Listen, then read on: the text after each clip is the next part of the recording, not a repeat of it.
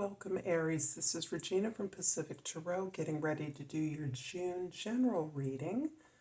It is Mercury coming out of its retrograde cycle, so we are moving forward into clear energy. Let's get started, Aries, for your overall energy for the month of June. We have the Three of Swords.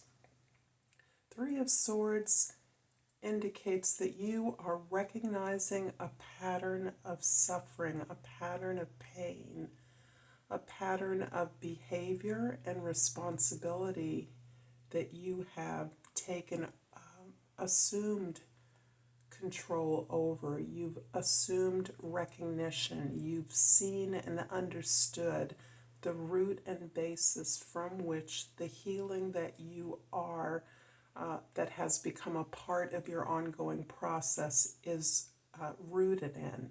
So this experience of the past, this may be a trigger, a trauma, this may be a way in which you now recognize you customarily respond to a certain neutral set of experiences that creates a sense of rejection and betrayal in you that you are recognizing has been a pattern you've created, a way that you've blocked energy from moving in a direction that is more satisfying and successful to you. So that you're understanding the way in which you are interacting with others in particular, and ways that your action, your words, your behaviors can predispose this situation to one in which you find success, one in which you are able to come to an explicit agreement with others so that there is nothing assumed, nothing hidden. Instead, you are able to direct and intend, engage your intention in all your interactions and relationships. This is fairly intense experience.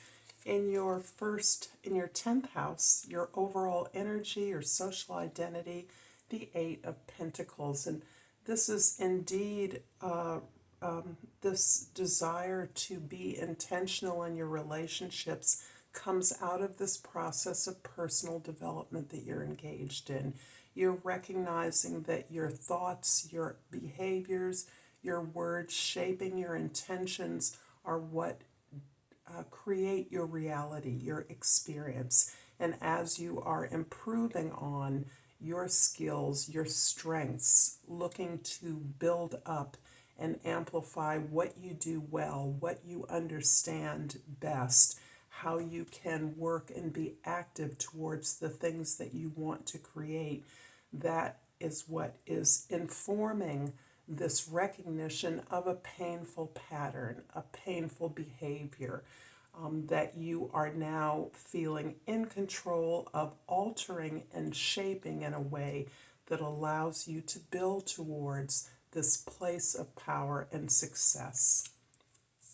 In the first house, your perception, your attention is drawn towards the ideas, your truth, your inspirations, the ways that you are through this process of self-development, personal growth, personal expansion. You are better understanding what it is that you are consciously moving towards. The truth that is lightening your life, enlightening your life, and inspiring you through the revelations of your own behavior, your own strengths, your own weaknesses, your own blind spots and triggers that provoke responses, behavior, and words for you that counter your true intentions. So you are very careful. You may be exploring your experiences, looking for those gems of revelation or truth within them in your negotiations, in your conversations. You are allowing yourself to be neutral, to detach yourself from your emotions, and to pursue and be curious about the truth for others as well as for yourself. In the fourth house, we have the Sun card. And the Sun card is at the root. This is your history. This is your family. This is where you come from. Your legacy is happiness. Your legacy, your intentional purpose is for happiness, not only for the clarity with which and joy with it which you create, you play, you work, you enjoy the fruits of your labors and the labors themselves as an experience of enlightenment, one of service, of non-agenda, except to be very clear that what you do is a part of a sacred service of sharing joy, sharing what you know, sharing what you love with others. In the fourth house, we have the Six of Wands. Again, a card of supreme victory. So in your relationships, I see you balancing your expectations and recognizing the expectations with others in a way that allows you to put your cards on the table, to be explicit about what you want, what you deserve, what you desire in relationships. And through so doing, you are elevating the relationships themselves by honoring your partner enough to be truthful and forthcoming, honoring yourself enough to speak your truth, and recognizing that this is a dance, this is a conversation, this is a process, part of your journey in relationships, in all relationships, to respect and recognize who your partner is and to be to invest in your partnerships enough to be honest. I'm going to clarify the Knight of Swords in the first house with the Seven of Cups in the second house and the Nine of Cups in the third house. We're definitely still looking not only at the experiences that we've had that have caused us pain, that have been difficult, that have perhaps in many ways stunted our ability to communicate and ask for what we want, for fear of the rejection or the betrayal or the dismissal that we may have experienced in the past. This pattern that you are recognizing is part of how you communicate, how you recognize that you create limits in a relationship unconsciously without even recognizing that you're doing so. And as you are pulling that apart, unpacking that experience of trauma or betrayal or rejection that has actually really hurt you to the core, you're also looking at all the ways in which you customarily responded that were not fulfilling, that were a distraction, or the ways that you sought calming, succor, respite from these unsuccessful relationships or communications within your relationships that were overwhelming, that were confusing, or that consciously tempted you to allow yourself to receive some short-term fix for the suffering or pain of unsuccessful relationships, unequal relationships. You're really recognizing these old habits, the complexity and diversity by which you in particular have allowed yourself to be distracted from the things that really matter to you most. In the fourth house, the Sun card is clarified by the Ace of Swords and the Page of Swords. So we're getting more information that I believe is part of a thread, part of a longer term message that you've been receiving regarding the way that you're playing out, the way you're unraveling your healing experience. And this is clearly indicating that your expression, your writing, your words, your communication, your facilitation of discussion, of discourse, is part of what is helping you to discover the truth of your experiences. So for those of you that are writers or creatives, part of what you may understand through that process is that you're not always clear about what you are thinking or experiencing until you begin to record your experience, document your experience, journal your experience, and it is through the telling, even if that telling is to yourself, as well as in your conversations, you can be viewing similarly.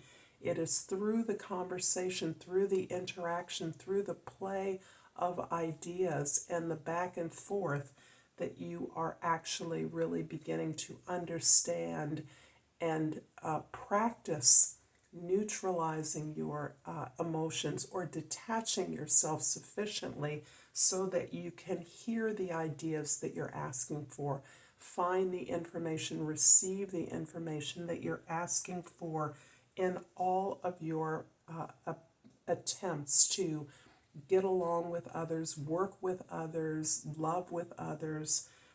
Throughout all of your relationships, you are open up to being told, being informed, asking others what they would like, as well as you being clear about what you would like. In the 7th house, the 6 of Wands is clarified by the 8 of Wands in the 8th house and the 9 of Cups in the 9th house. Your relationships, your significant relationships are moving quickly. You may be managing some resources with others, money, investment, inheritance, the profits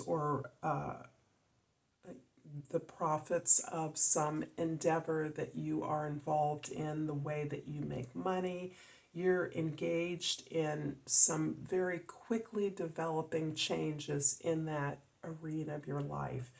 Things are moving very quickly, perhaps as the result of some big change in that space, but the movement is taking you towards a greater and more equitable distribution of the resources that you share. You are putting together the way that you as a unit, your partners that you're sharing these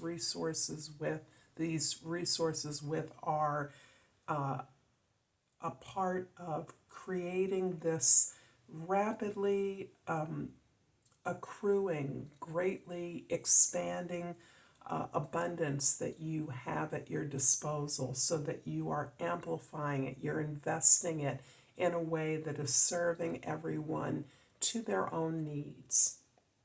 You are also opening up your heart about the way this experience that has been so critical for you in terms of sharing the resources that you may have together has really opened your heart and opened you up to some of your formative experiences, some of the experiences you had as you were conditioning, as you were learning through education or through your early schooling, that is giving you more information about the ways that you can grow in terms of building up your naturally occurring skills and gifts, so that as you work at your personal development, you are also opening up to your imagination, your creative abilities to build upon the things that have been working for you. In the 10th house, the 8 of Pentacles is clarified by the 10 of Cups and the 3 of Pentacles. Beautiful cards for the collective growth, initiation of a beautiful project in which all of the resources are being shared among you. So this project is one that is coming out of a certain kind of abundance that you already recognize and share with a large group of people. These are your associations, tribes, those groups of people, visible and invisible, that share your values, share your desire not only to